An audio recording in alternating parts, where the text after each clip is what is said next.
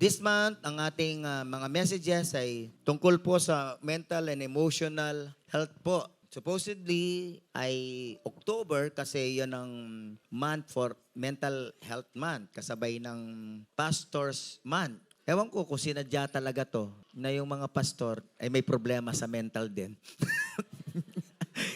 Mahirap kasi ang trabaho ng pastor, di ba? Para sa akin, kaya sinabay to para yung mga pastor magturo. Lahat to na nakarinig ng salitang emotional intelligence, magsabing amen. Kasi sikat ngayon, artificial intelligence. No? Yan ang parating usapan. Ako rin po talagang halos araw-araw yata na nanonood ako ng artificial intelligence.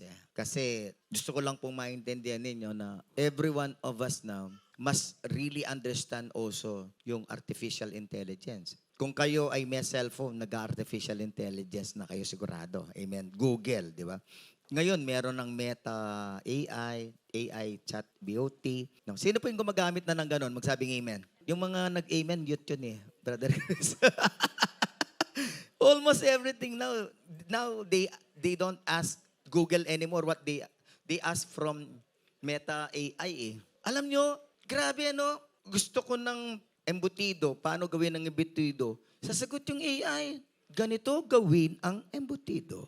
Sobrang amazing. But at the same time, those who have deeper understanding of AI, they know na it's really scary. Sabi ni Elon Musk, mas takot ako sa AI kesa sa nuclear weapons. Sabi niya, ang AI has the much greater capacity to destroy than nuclear weapon. Isang araw lang, pwede mag-announce ang isang fake na Biden o fake na Putin, the world is in war.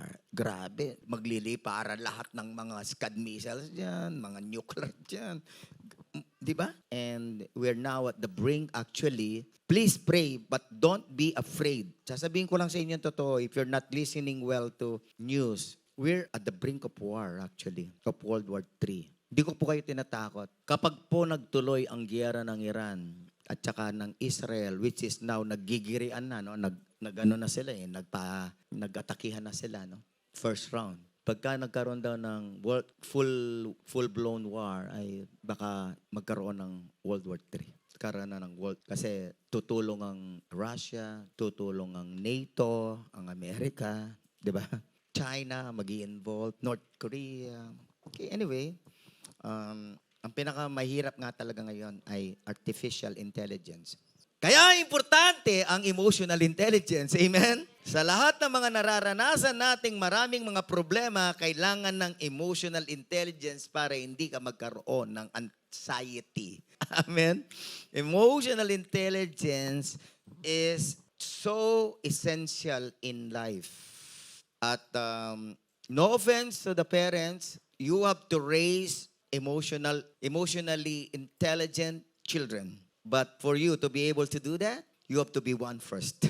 Right? No offense. Kaya daw, narinig ko lang naman to. Kaya daw, maraming mga Gen Z and Gen Alpha children now, they're not emotionally intelligent. Sobra daw hindi. Bakit? Tanong niya bakit? Kumanda ang mga parents, no offense. Kasi mga parents hindi daw din emotionally intelligent. No offense. Amen? Mahal ko kayo. You have to know the truth and the truth will set you free.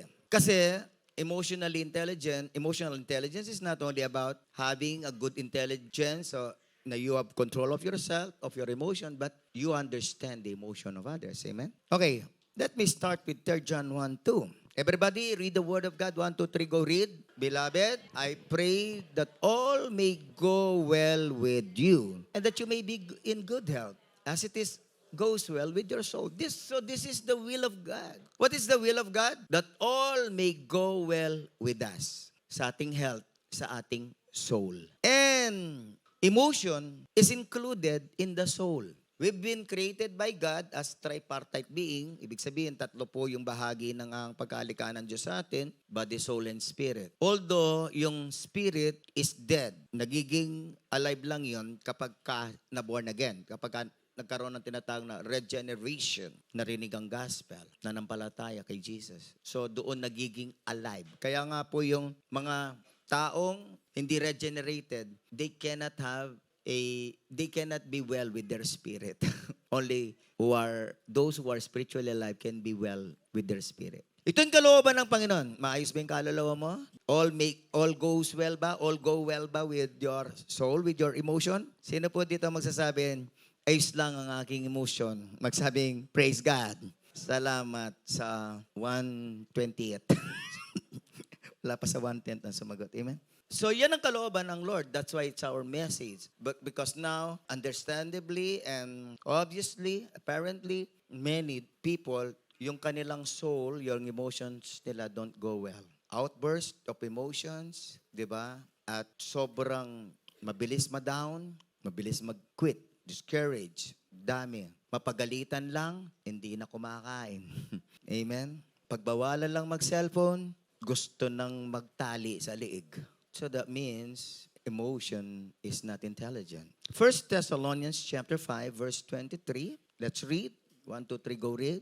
Now, may the God of peace himself sanctify you completely, and may your whole spirit and soul and body be kept blameless at the coming of our Lord Jesus Christ.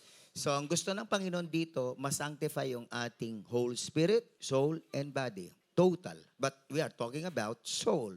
We're talking about today, emotion. Gusto ng Panginoon, masanctify ang ating mga emotion. Ma-purify. Why? Because there are a lot impurities in our emotions. There are so many wrong emotions, sinful and evil emotions, like hatred. Sino po dito ang nakaka-feel ng hatred, but it's a sinful emotion, right? That is going to lead to what? Murder. So, when our emotions are not sanctified, we can do some sinful actions.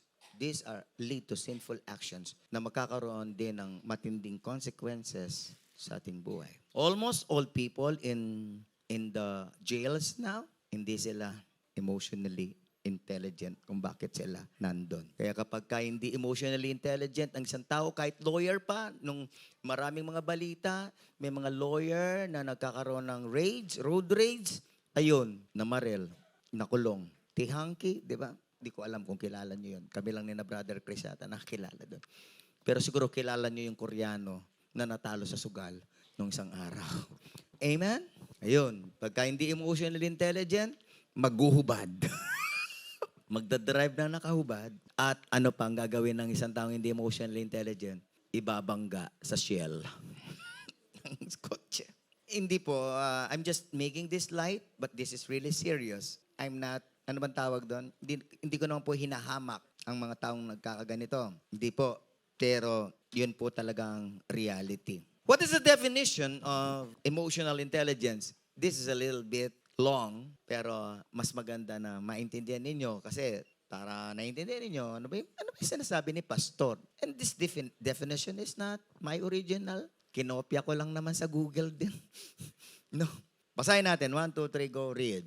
Emotional intelligence, also known as emotional quotient or EQ, is the ability to understand, use, and manage your own emotions in positive ways to relieve stress, communicate effectively, empathize with others, overcome challenges, and diffuse conflicts. Grabe, kung ipapaliwanag ko yan, isang oras na, di ba? Kapag ka daw yung emotional intelligence, ability to.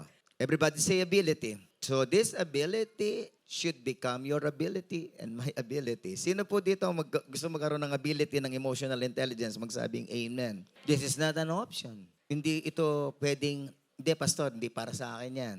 Yung ability na yan. Hindi. Kailangan mo to, binibigay ng Lord ito, kailangan mong i-develop ito.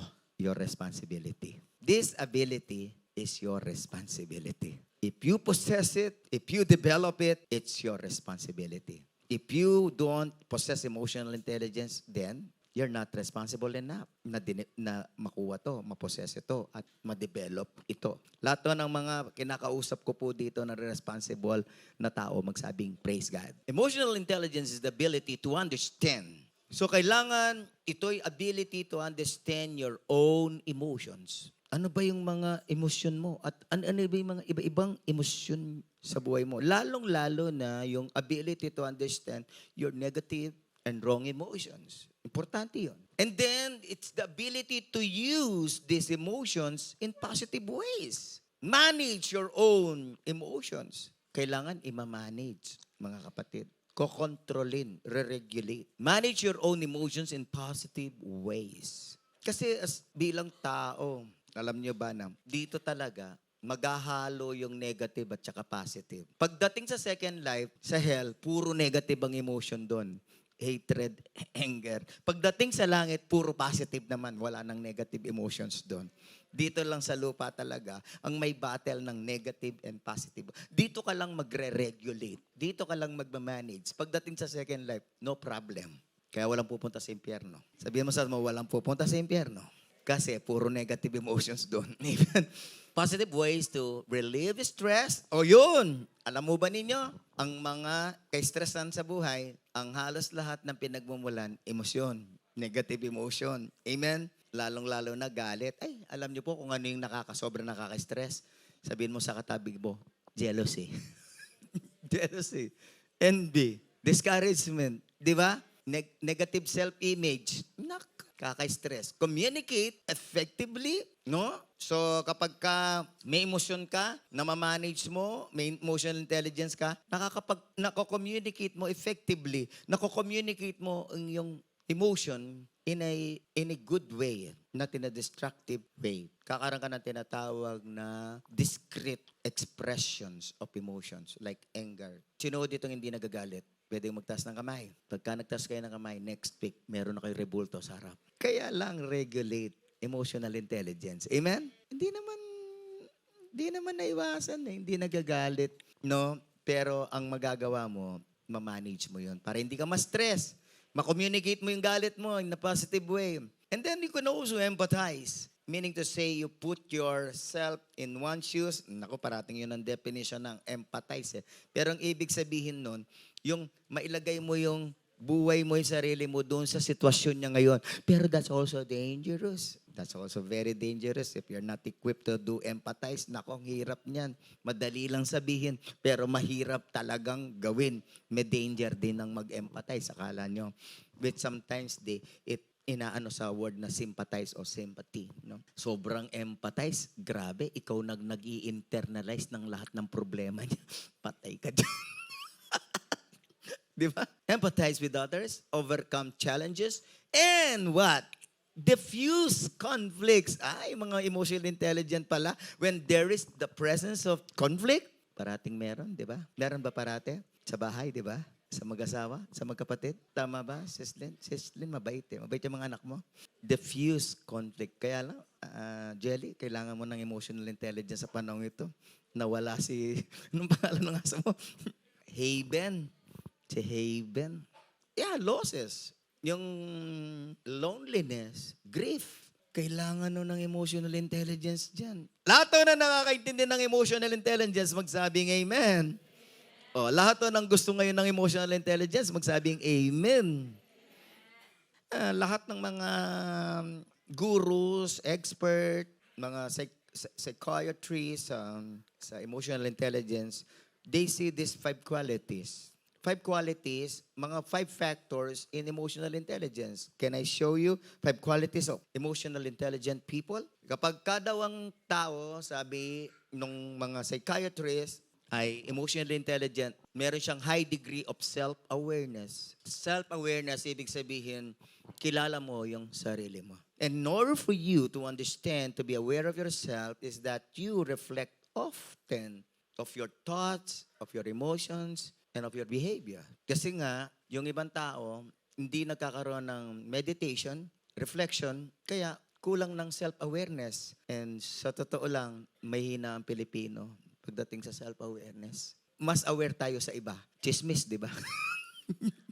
Mas aware tayo sa buhay ng iba kaysa sa sarili nating buhay. Lahat to ng gusto maging intelligent, emotionally intelligent, magsabing amen. So, may high degree ka. Lalong-lalo na, we're talking about self-awareness, yung self-awareness na how you feel, how you feel and exhibit these emotions. Alam mo yung mga strong emotions mo, whether positive or negative.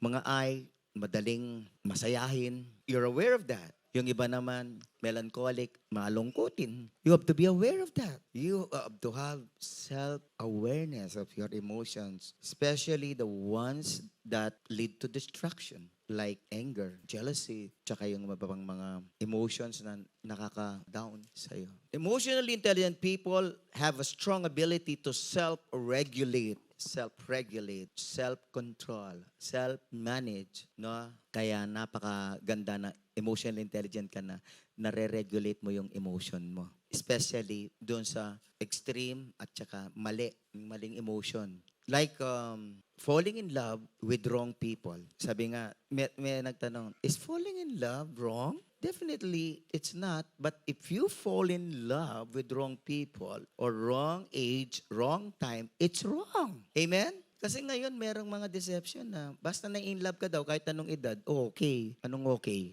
Okay. Sabihin mo sa kata mo, emotionally intelligent dapat. Not everything that feels good and happy glorifies God. Amen? Ability to self-motivate. Ito, importante po ito kasi marami nga pong mga discouragements, mga feelings na napahamak ka o nainsulto ka, no? Yung nade-demotivate ka. You lose your motivation in life. There are some feelings na you lose the motivation na maging masaya, mag-move on. Di ba? Pero kapag ka emotionally intelligent ka, alam mo, kapag ka na-feel mo yun, imo-motivate mo yung sarili mo. No, mag-move on ako. Sabihin mo sa akin mo, mag-move on ako. Tandaan ninyo to. Kung mag-i-stay ang isang negative emotion at maling emotion, it depends on your decision. Depends on your decision. Di, hanggang ngayon malungkot ako. Nagigrieve ako hanggang ngayon.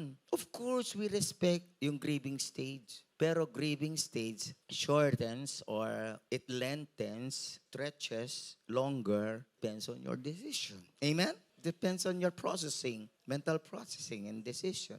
So yung mga intelligent people, kahit nag-break na sa kanyang dating girlfriend, imomotivate niya, move on ako. Amen? Hindi siya ang kalooban ni Lord. Amen? Hindi siya. Move on ako. Sino dito ang mga nag-move on, nagsa-self-motivate to move on? Say amen. Sabihin mo sa katabi mo, congratulations. Amen. Congrats na naka-motivate kayo. Kasi yung mga iban, grabe, 10 years ng break, di pa makamove on eh. Di ba? Okay, mga, sorry pare-pareho naman tayong may namatayan, di ba? Siyempre, wala na siya eh. Move on na, amen? Expressing empathy, yan. Alam nyo, this word empathy is a big word in psychology. But as I study the word empathy, sobrang hirap. Sobrang dangerous din. Kasi kapag ka nag-empathize ka, nadadala mo yung problema niya. Sabi ng iba, sympathize yun. Hindi, kasi you're putting yourself in his shoes or her shoes. So, ibig sabihin, you feel the stress. Hirap nun. Hirap nun. Sobrang hirap nun. Sobrang hirap nun. God's grace. And then number 5, a good level of social skills. Di ba? Parati natin pinag-usapan yan. Social skills. Kailangan po, lahat tayo, mga social beings, we live with people around us. So, kailangan emotionally intelligent ka. Why? Ask me why. Because people hurt us. People offend us.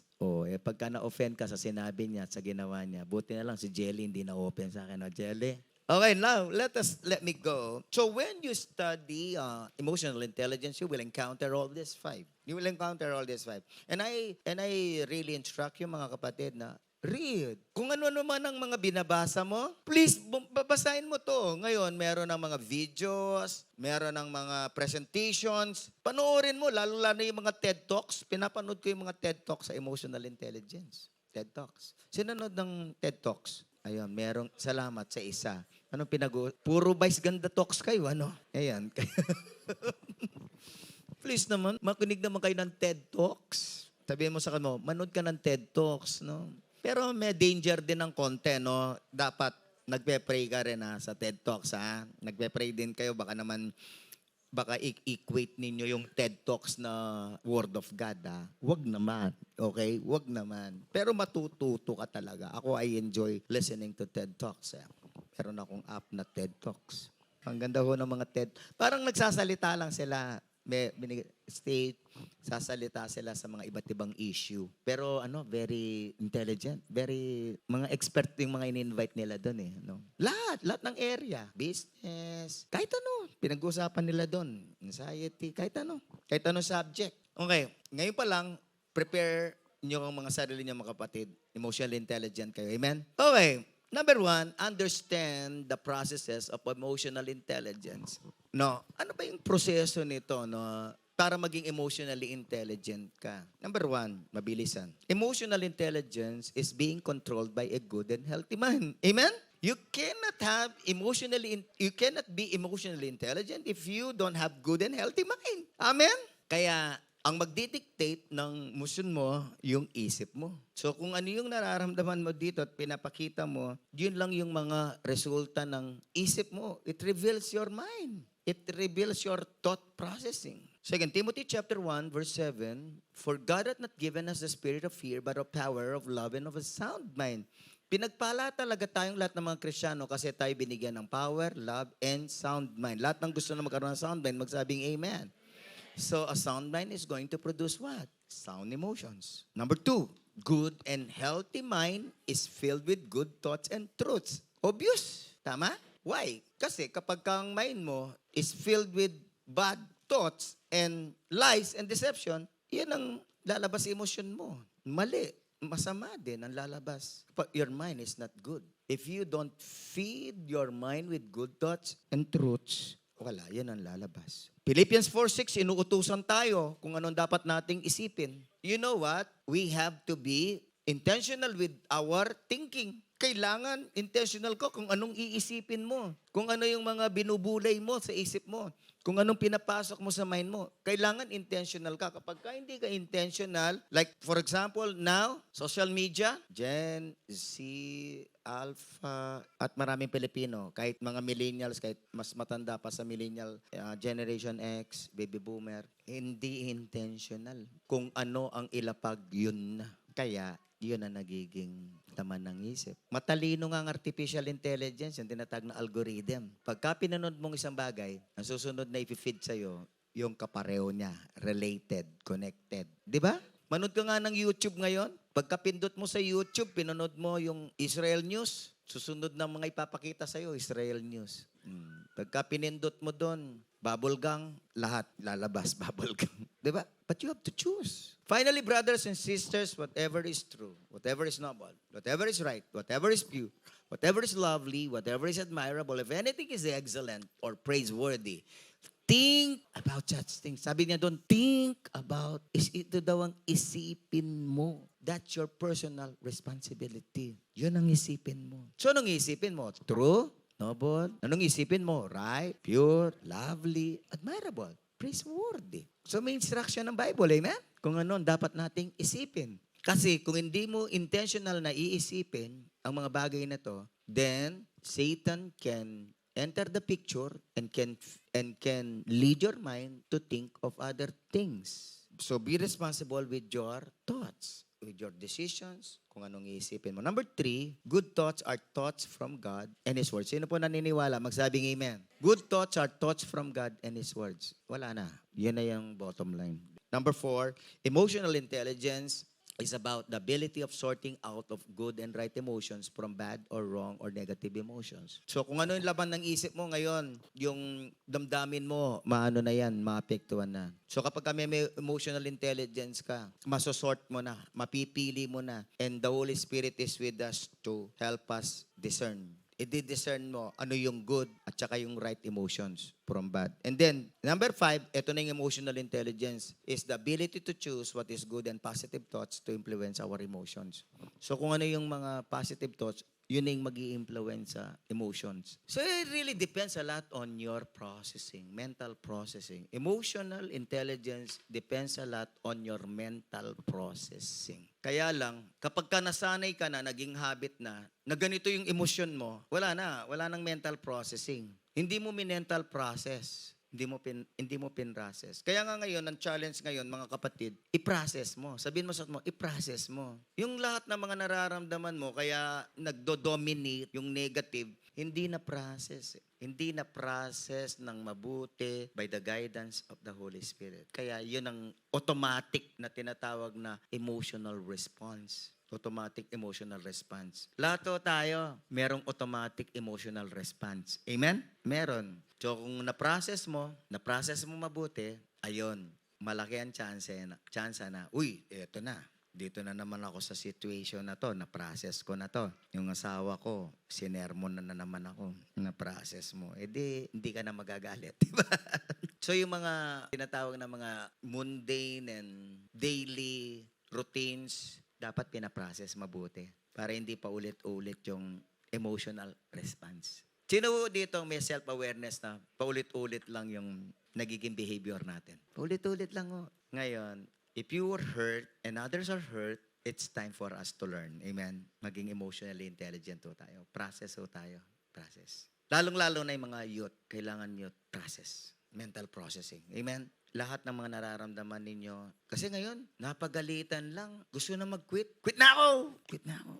Yun yung processing. Walang processing nangyari. Nakita lang sa K-drama yun. Sobrang K-drama lang yun. Amen? O yun, di ba yung One Direction? Alam niyo yung nangyari dun sa isang membro ng One Direction? Yan, overdose, di ba?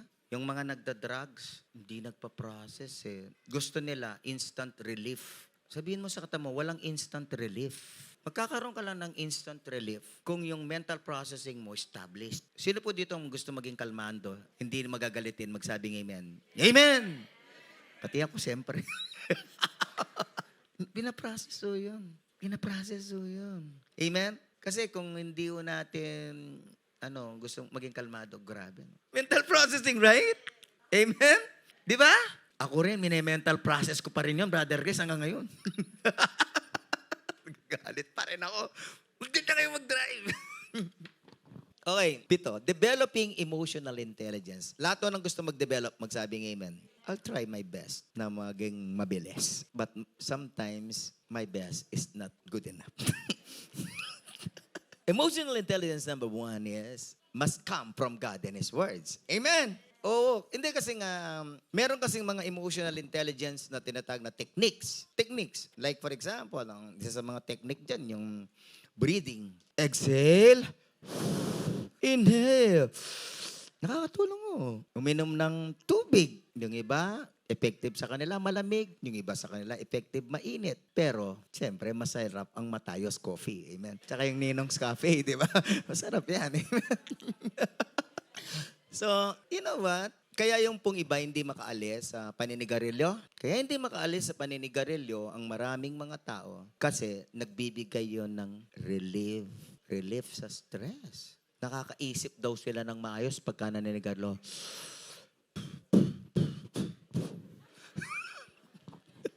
Hindi, psychological. Psychological. Totoo po. Yan ang sinasabi nila. How can you negate that, right? Pero, yun. Kakarelieve ng stress sa paninigarilyo, nagka-cancer sa lungs. Mali rin ang paraan di ba? Mali. Hebrews chapter 4, verse 12, Amplified. For the word of God is living, active, and full of power. Sino naniniwala? Magsabing amen. The word of God is full of power. Kaya kailangan yung emotional intelligence natin must come from the words. Kasi nga, natututo tayo from the words, right? From the words we hear, from the words that napaprocess sa mind natin. For the word of God is living, active, and full of power. Open parenthesis, making it operative, energizing, and effective, close parenthesis. It is sharper than any two-edged sword, penetrating as far as the division of the soul. So kailangan mag-penetrate ang word of God, amen? Sa soul natin, mag-penetrate ang Word of God sa emotions natin. Amen? So, kailangan sa emotional intelligence po natin, Word of God. Kasi nga, magme-mental processing ka, so yung Word of God ang kailangan natin. Number 2, emotional intelligence develops as we renew our mind to fulfill God's will. So, we're after the will of God. Sa mga mental processing natin, kung ano ang magre-result ng emotion natin, how we will carry it, manage it, express it, kung paano ito may papakita sa ibang tao, mako-communicate sa ibang tao, should fulfill the will of God. Kaya kailangan po dito renewing of mind. Renewing of mind. As we renew our mind, our emotions will get better and better and better. Mas magiging kalmado, mapayapa, masayahin. We always say, happiness is a choice. Is it correct? Happiness is a choice. Di nyo alam? Ladies' choice lang alam nyo. Kaya lang, dun pa lang sa mental processing, you have to choose. Then mag-i-effect sa emotion of happiness. Sino naman ang magiging masaya kapag ka may pagsubok? Si Paul lang? Si Jesus lang? Di ba? Rejoice, and again, I say rejoice. Do not be anxious about anything. Grabe, di ba yung anxious, mental problem, anxiety, then maapektuhan yung emotion mo, malungkot. Pero sabi ni Paul, sumaya ka. Why? Because you can pray. Sinabi niya, thanksgiving. Tapos nung sinasabi niya yon, di siya nagbibiro kasi nasa kulungan siya. Actually po, kahit mga psychologists, they say, it's a choice. Yung feeling is going to be a choice. Kung ano yung maglilingger, kung ano yung magtatagal. Biglaan, siyempre, pagka kunwari, namatayan ka ng aso, lalo na yung aso na napakamahal, malulungkot ka. Pero now, it's your decision kung kailan ka magiging masaya. Paano ka magiging masaya kahit namatay na yung aso mo, di ba? Siguro may plano ang Panginoon dito. Sigurado meron. Okay, Romans chapter 12 verse 2, do not conform any longer to the pattern of this world, but be transformed by the renewing of your mind. Everybody say, renewing of your mind. So kailangan nire-renew natin yung mind natin. Binabago natin yung mind natin. Why? Changing your mind and your mindsets will change your emotions. Actually, kung anong magiging mindset mo, mental mindset, yun ang magiging emotional mindset. Parang yun, emotional mindset, emotional set. O yun na yung magiging feeling mo. Sino po dito ang natututo? Magsabing amen. Sino dito nahihiwagaan? Number 3. All emotional, ito number 3. Let me go to number 3. All emotional issues and struggles are addressed by God in the Bible. All, as in all. As in all. How many emotions do we have? Sabi ng mga psychiatrists, we have mga 27 major emotions. 27 major. Pero yung iba sabi nila, meron daw 800, 600. Yung iba pa nga sabi, 32,000. Niloloko na ako nito. Minsan kasi yung Google, yung Wikipedia, exads na exads no? Kaya kailangan wag ko kayong basta-basta naniniwala sa Wikipedia at saka sa Google. How many emotions? Hindi ko po alam masyado. Pero, ang alam ko lang, kung anong negative emotion mo, naka-address sa Bible. Example, grief. Jelly. Nandyan yan, Jelly. Favorite kita ngayon. Siya, nagte-text kami ni Jelly. Grief. Nandyan. Grief over loss, grief over humiliation, whatever caused your grief, feeling, ina-address ng Bible. Sabihin mo sa katabi mo, magsipag ka lang. Amen? Magsipag lang po kayo, mga kapatid. Kung ano-ano po yung ginugoogle natin, di ba? Sino po dito kapag ka merong naisip, Google kagad, magsabing amen. Gen Z, Gen Alpha, ganun na sila. Nagaya tuloy ako. Nagaya ako. Lahat ng gusto ko itanong, ginugoogle ko na. Di ba dati maghanap ka pa ng tatanungan? Ngayon wala na, si Mr. Google na, di ba? Ngayon ang matindi pa, Meta AI. Gusto mo Tagalog pa. Sino dito nagme-Meta AI Tagalog? Magtas nga ng kamay para alam ko lang. 1, 2, 3, 4, 5, 6, 7. May Tagalog ko! Meta AI! Sasabihin mo, paano magluto ng sersyado? Ganito ang pagluto ng sersyado. Grabe! Nakakatuwa. Pero sasabihin ko sa inyo, very dangerous talaga. Paano pumatay at manakal ng tao? So, sipagan nyo lang, tanungin nyo. Up to now, wala pa naman ako nakikitang masama. Pati naman si Google, sumasagot. Anong bersikulo ang ibibigay mo sa akin na nalulungkot? Sasabihin niya sa iyo, ito yung verse. Yeah. Kaya nga, minsan, naniniwala ako, pati pastor, mawawala one of these days. Kaya hindi kami indispensable. Ibig sabihin, replaceable kami. Replaceable kami na tagapagturo, di ba? Pero siyempre, iba din naman pagka nakikita yung in person ng pastor. Lalo na pogi, di ba? Presence of God inside. Para magising lang kayo. Di ba? Presence of God inside. Di ba? Grabe. Sino po dito maghahanap ng kanyang verse sa kanyang emotional issue, magsabing amen? Alam nyo, you're responsible. You can really Google it now. You can Google. Pagka nagpunta ka lang sa YouTube, kung kunwari ang struggle mo, anxiety, ang dami, kahit mga 50, 100 na sermons on anxiety nasa YouTube. Kaya yung tao ngayon, kung gusto niyang mag-overcome sa anumang emotional and mental health struggle, actually nasa YouTube. Pero iba pa rin kung mag-attend kayo ng seminar sa November 23. Ano man ang mga emotional issues and struggles po ninyo is addressed by the Bible. So, lahat to na nag-sink in yun, magsabing amen. Kaya kunwari, meron kayong problema, no? Kayong mga youth, no? Ezra, anong pangalan nitong poging tong kapatid ni Daniel? Anong pangalan mo? Steven. Kaibigan ba kayo? No, bata pa kayo. Hindi. Ano ba yan? Hindi, magkaibigan lang yan. Sabi ko lang, bata lang sila. Magkaibigan. Okay. Suspitsoso, pastor, para. Hindi. Biro lang yun, ha? Steven, biro lang, ha? Ezra, biro lang, ha? Biro lang yung sinabi ko. Hindi, kunwari, kayong dalawa, no?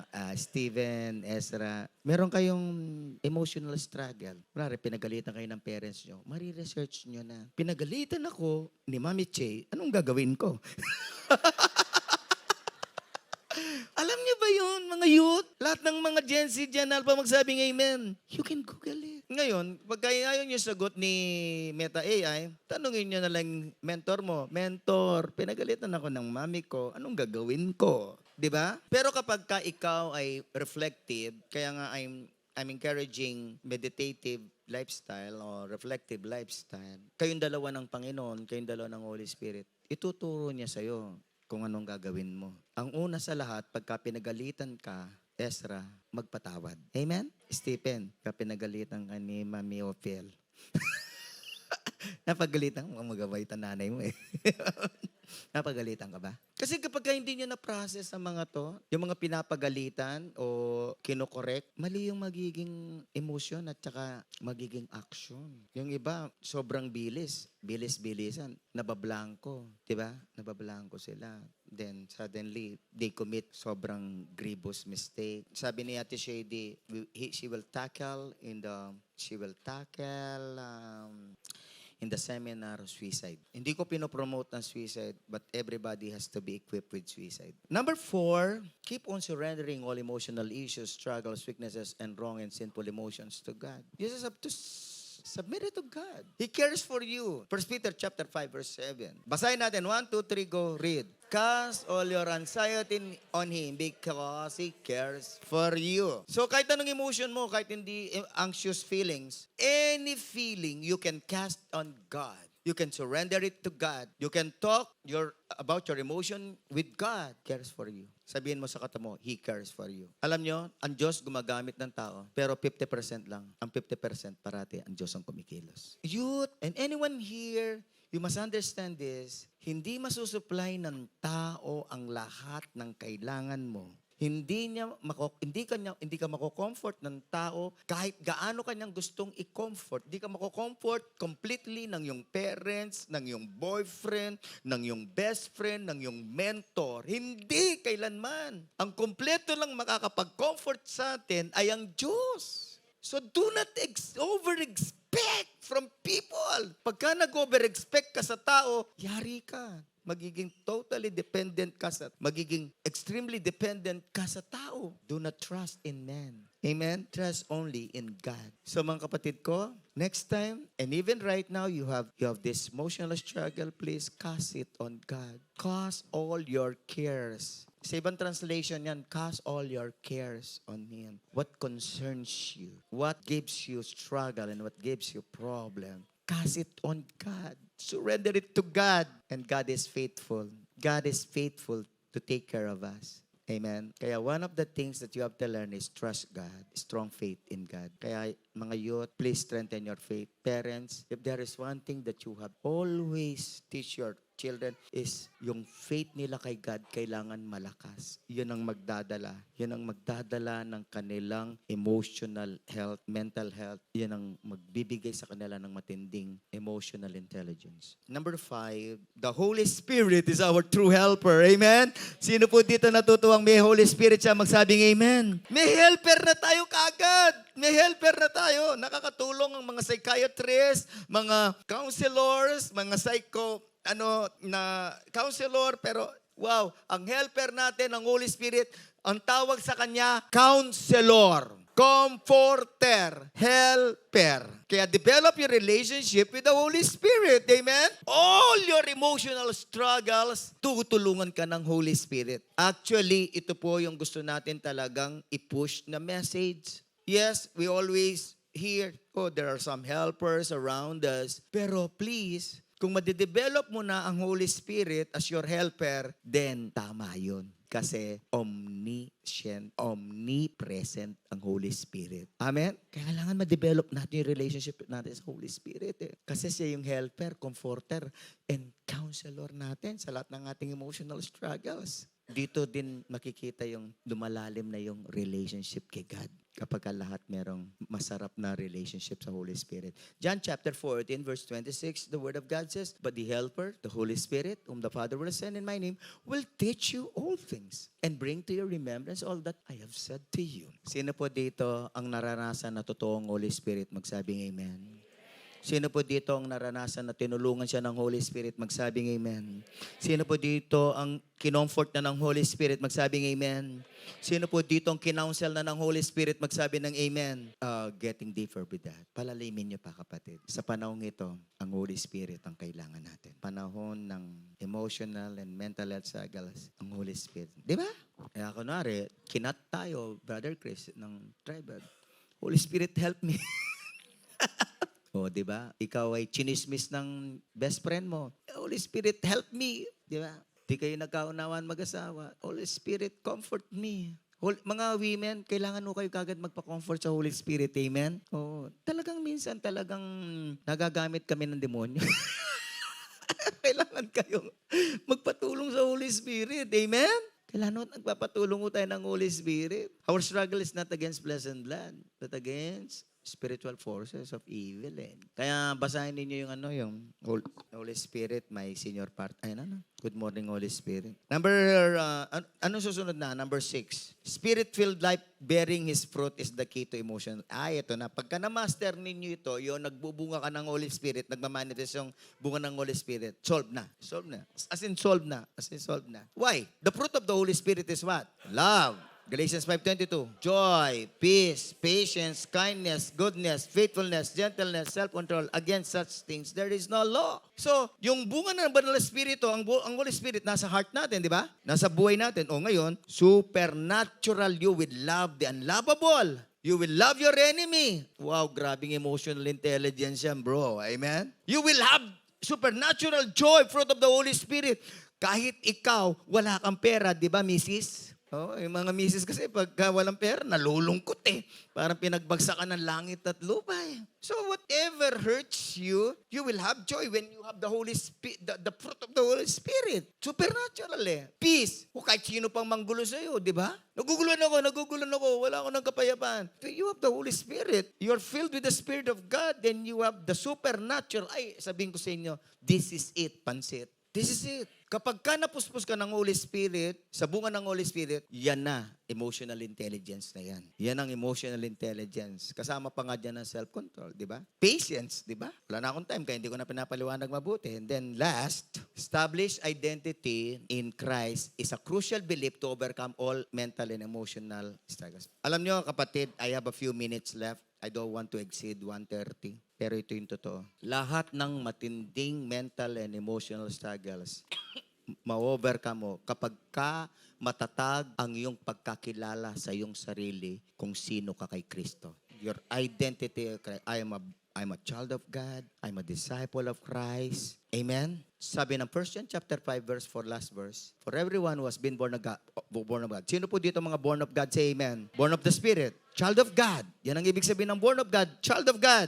For everyone who has been born of God, child of God, overcomes the world. And this is the victory that has overcome the world, our